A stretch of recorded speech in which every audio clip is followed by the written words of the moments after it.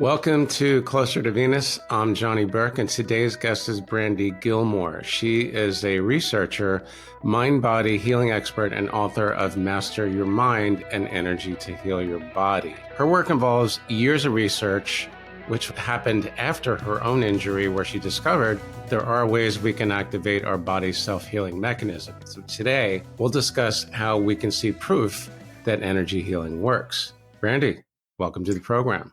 Johnny, it is so wonderful to connect with you. I love your hearts, and I'm happy to be here, so thank you. I love it when someone loves my heart. That's pretty awesome. I don't think I've ever heard that before, so good for you. But wait a second. Do you not have a good heart? You get the Closer to Venus gold heart for that, put it that way. Okay, I'll take it. I'll accept. All right, awesome. So is a mind-body healer the same thing as an energy healer, or is it something different? That is such an perfect question, I just have to say. So yes and no, and yes and no. And this is why. Mind-body healing, ultimately what a lot of people are overlooking is that our minds influence our energy and our thought patterns influence our energy. And while a lot of people think it's woo-woo, it's actually proven science. When we start to look at it, it's mind-blowing how much our minds and emotions can actually influence our energy or even biophotons.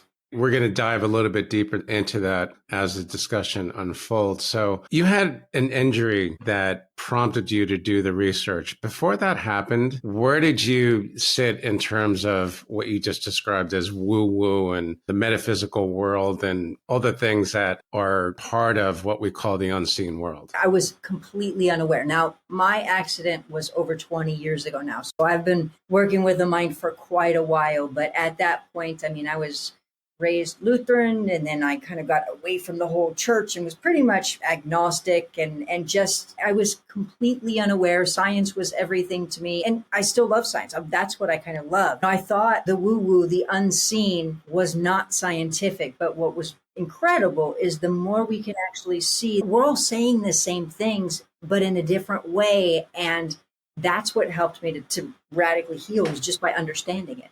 And the method of the self-healing that we're talking about, was that influenced by Reiki or any other modalities that falls under the category of energy healing or mind-body healing? I would say it's more towards mind-body healing. It's the awareness that our own mind can direct the energy that's flowing through our body. And when we start to really understand that, we have the power to change our health and heal our bodies, but also change our lives. So when did you first discover this ability of feeling the energy and noticing that we can use it to actually heal ourselves and probably others as well? Your question is an interesting one. So technically speaking, after I healed myself was when I developed this gift to feel what other people feel and feel their energy. That's a lot of what I do today. So a lot of what I do today is I can feel what people's energy is, and I coach them to shift their own mind to heal themselves. When I started feeling other people's energy, now going through my own injury over 20 plus years ago, my journey really started with understanding, looking at the placebo. And it was fascinating how many things that I saw that just really pointed to the mind as being the missing key to healing. For example, people with multiple personality disorder can have different illnesses when they're in different personalities. They could have high blood pressure in one personality, but not another, or allergies or asthma or pain in another personality, but not in another. And that was profound to me. And that made me start really looking at the mind-body connection for healing, which also led to the mind-body energy healing for connection as well for healing. So you have clients then, right? I do. And a lot of times I work a lot more with classes and larger classes and workshops and yeah, but clients throughout the years, definitely. What's a typical example of someone that is likely to go to you as opposed to someone like seeking out a Reiki master, shaman, or anything of that nature? Once we discover that, how do you actually work with them? It depends. I would say, so a lot of times the person who ends up coming to me is the person who has been everywhere. A lot of times they've tried literally everything they could find, which was exactly my situation too. I had tried everything from diet, supplements, Reiki, energy, like all of the things. And it wasn't working, and meditation for years and all of these things. And sure, I could change my pain a bit, but my body was not healing. So I'd say that's the average person that does come to me. Now, I'll show results even under medical equipment. So it really varies a lot, the type of person that might see me. For pain, I like to demonstrate healing under medical equipment. And basically, for me personally, I know I would have thought it was impossible to heal. And then even once I knew it was possible, it still took over 5-6 years to do it because I couldn't figure, like, it didn't make logical sense. And I was trying all of the things, the belief, the affirmations, the frequencies, the Reiki, all of the things. So I would say that how I work with people, I tend to meet people really where they are. But a lot of what I've been doing in the past year has really been about showing results under medical equipment. And so I would say I'll work with somebody and help them to radically shift their mindset to then get their body into a state of healing. You mentioned the medical equipment a few times. I believe it has something to do with thermal imaging, where you can actually see the results and satisfy the scientific types out there that think, well, I think it might be true and you might have evidence, but I need to see something tangible. So how do you do that? It is medical thermography, absolutely. And a simple way to describe it is, let's say somebody has some type of injury or infection or sprained ankle or something like that. As we know, illness emits a type of heat from the body, pain, illness, infection, all of that. And medical thermal imaging detects this heat at a very advanced level. And so if somebody has, like, for example, neck pain, you'll see on the medical thermal imaging, the images red all over the neck area. And what I've been able to do is then coach people to use their own mind. And in real time, you'll see as their pain goes down, the scan changes too. And what's great is you can see it's not just belief, it's not just placebo analgesia. There's real changes that are taking place. What's also really great about it is I know for me during my injury, I thought I was doing all the right things in the middle of it. I was meditating and affirmation, like all of the energy, all of that. And I was waiting and I kept feeling like I'm just waiting for my body to heal. And so what's fascinating is that even those people who do know, hey, we can do this, it helps you see we can do it a lot faster than we really think. And that's another thing that's beautiful, is that we can see the power of our own minds. What I think is interesting about energy work, energy healing, Reiki, and so forth is that many of the people follow an intuitive path and some become mediums and that type of thing. It's often because they have tried every traditional way for healing, which did not work. And then they chose to go to a healer, an energy worker, or something like that. And the world just opens up for them. Do you find the same thing in your circle and the people that you talk with? I would say we're all connected. I like to call it universal Wi-Fi. Just like our cell phones are all connected to Wi-Fi or cell towers, or our computers, cell towers, and Wi-Fi, we're all connected, right? I'm going to steal that. I'm not going to tell anybody where I got it from. But what I'm getting at is once you kind of discovered this world and you saw that we can actually see energy change with what you describe as a heat map, did that open up any other kind of intuitive experiences or abilities? This is what I would say is we're all connected to universal Wi-Fi. And the more that we clear out our minds, the more that we can hear and connect with it. And so what I would say is it yes, absolutely. I see people all the time. I've worked with them. And then as they heal themselves, they start to develop abilities. Maybe at first they start to get chill bumps when something like there's some type of hit, or they start to feel their mom around them who's maybe crossed out. Like there, different things open up. And that was my experience. After I healed myself, I started feeling what other people felt, and I could feel good or bad. And I had to kind of go, okay, well, wait a second. Let me gauge this. Let me shift this. So what I do is I'll check into people's energy to just help them heal or release blocks and understand how the mind-body connection works. Right. The reason I asked that, because you mentioned something about reading energy. And I've also noticed that, again, when people heal and they heal trauma, they cure it, as it were, then in some cases, those maybe even like psychic abilities start to like come to the surface. Yeah. I've heard it more than once. I would say it's kind of like if we're in a crowded restaurant, and if you're on one side and I'm on the other, and we might have a hard time hearing each other, but if we clear it out, now we can hear each other just fine. And so when I was saying everybody's kind of connected to universal Wi-Fi, that the more that we clear out the mind, the more we go, oh, okay, I can hear the universe more clearly. I can see more clearly, because the rest of the chaos in the brain and even in the subconscious mind can create static that then interferes with what we're hearing or seeing. So we don't have the same level of clarity also. So the more we heal, we can access the universal Wi-Fi. We don't have to go to the crappy Wi-Fi that's in like Panera Bread or something, right? Exactly. No more crappy Wi-Fi. That's the whole reason you want to heal.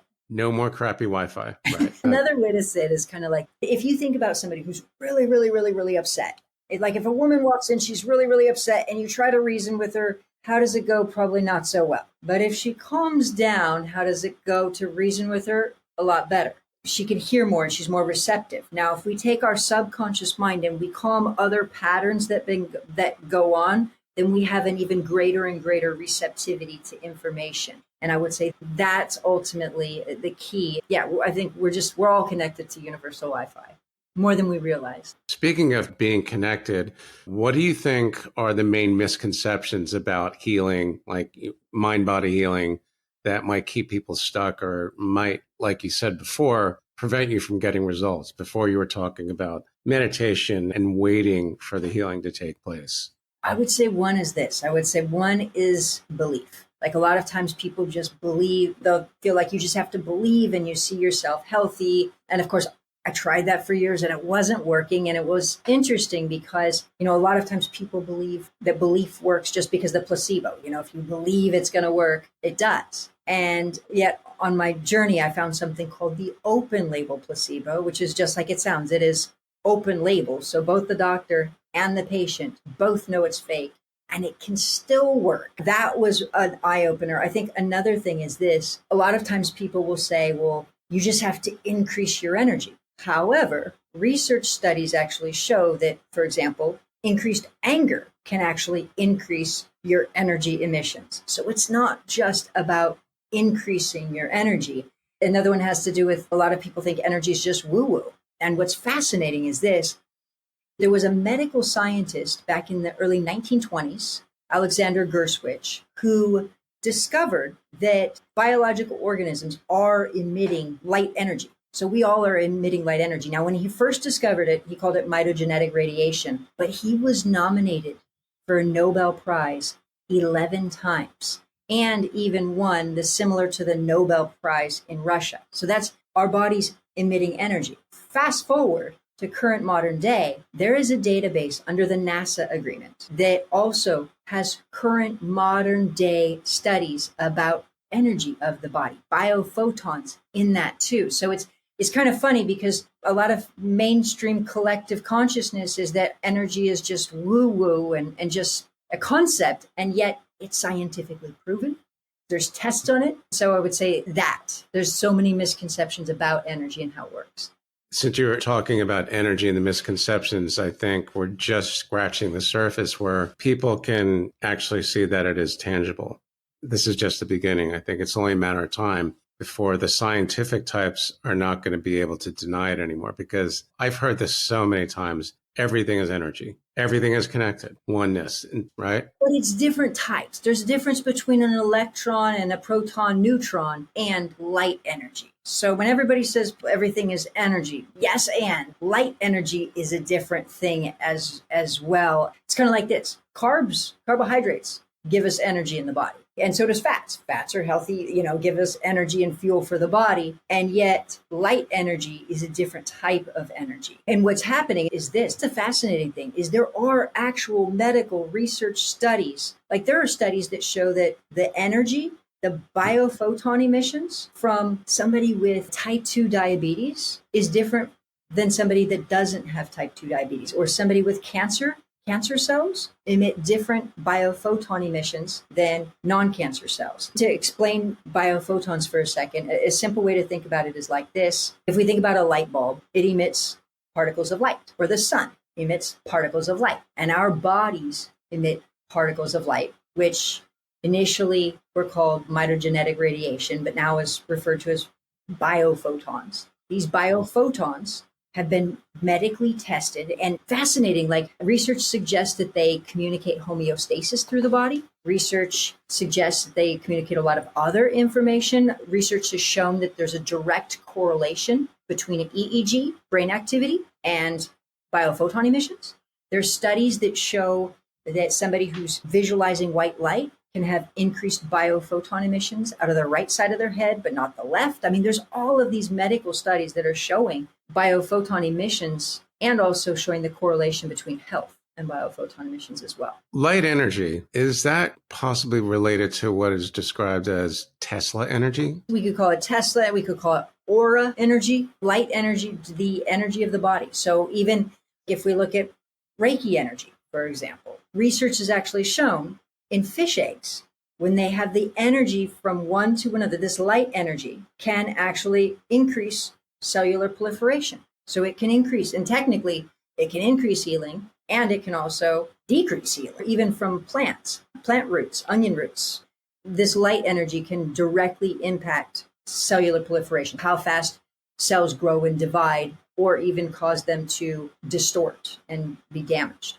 With your experience, you were apparently able to channel information. Is that true? Yes. Channeling opens up a whole new world, maybe even a whole new galaxy, for all I know. In that world, did you see different types of beings or colors, or what was that like? I don't experience channeling like that for me. So what happens, a few things. Like if I ask a question, you'll notice like my voice, either bingo comes through or yes, or let me see. So hold on. So if I said yes, so you'll notice that different voice. So I can ask different questions and I'll just get a channel that comes through that then brings that through. But a lot of times what I'm doing, because a lot of my work has been focused on healing, what I'll do is I will channel information, but then I'm also checking in to understand the mindset of a person, what's going on in their subconscious mind, their conscious mind, and the energy from their body. And then I'm helping to align their mind with healing.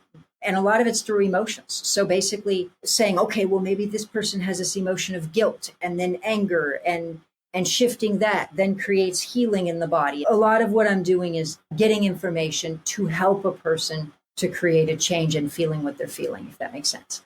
It does. Is that the same thing as what you call emotion control consciousness, or is that something different? Emotion control consciousness is different. All right. So it's not like you're channeling a group of light beings. It's a different type of channeling, because I hear lots of different, I don't like to call them stories, but, accounts of intergalactic beings and things like that. So it's not like you had those kind of experiences, or did you? Have I had those experiences? Yes, and because a lot of my passion is making sure, I was injured wheelchair walker king for almost 7 years. So a lot of my focus is proving and showing people we can heal. So can I do that? Yes. Can I connect with guides? Yes. A lot of times I skip guides and I just access divine. So divine source, God, mother, whatever you want to call it. A lot of times I'm just asking information that's very specific about creating a radical change. So I would say yes. I just don't do it that often. It comes up a lot. The intergalactic beings, I'm hearing more and more about that these days. It sounds like most of them are friendly beings. Now, in your experience, do you ever encounter any type of being that is not friendly? I have not personally, but that's not my energetic vibration to do. It's kind of like the same in the earth plane. I don't attract a lot of people that are negative. I tend to attract heartfelt, conscious people. And I would say similarly in the energetic world as well. I healed myself and I thought, I've got to be able to show others how to do this. And then I started showing it and then doing it under medical equipment. Then I did my TED talk. And so my point is, I've spent a lot of my time trying to normalize channeling and normalize healing with the mind and normalize energy, because part of me feels like the more that we can normalize it, that we can realize that we're all connected to universal Wi-Fi, the more we can all become that. So connecting with a lot of different beings. So with your findings, research, and your whole experience, do you suppose that what you're doing, your work, can support other phenomena in the quantum world? Like we said before, everything is energy. Energy does not die, consciousness survives, and everything's connected. Absolutely. I think this is what's fun, is I've seen I've had so many people, men, women, but go through like my course and they heal themselves from this, that, the other. And then they say, my husband didn't believe in it or my wife didn't believe in it, but now she read your book and energy makes sense. And now she's so excited about energy. And my point is, the more that every single person can open up their mind and awareness to energy in so many different ways, the more that we can all go there. And I think the more that everybody is open to expanding their minds, the more it creates a shift in consciousness for our planet.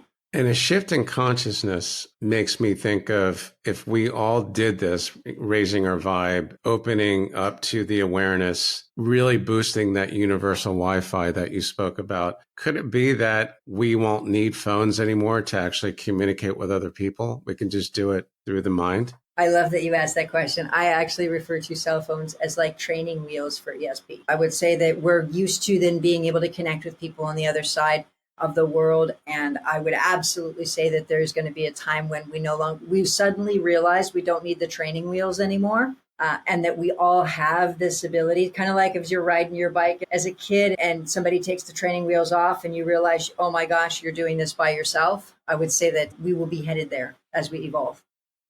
Besides thermal imaging that you use in your work, what else in your research represents the biggest breakthrough?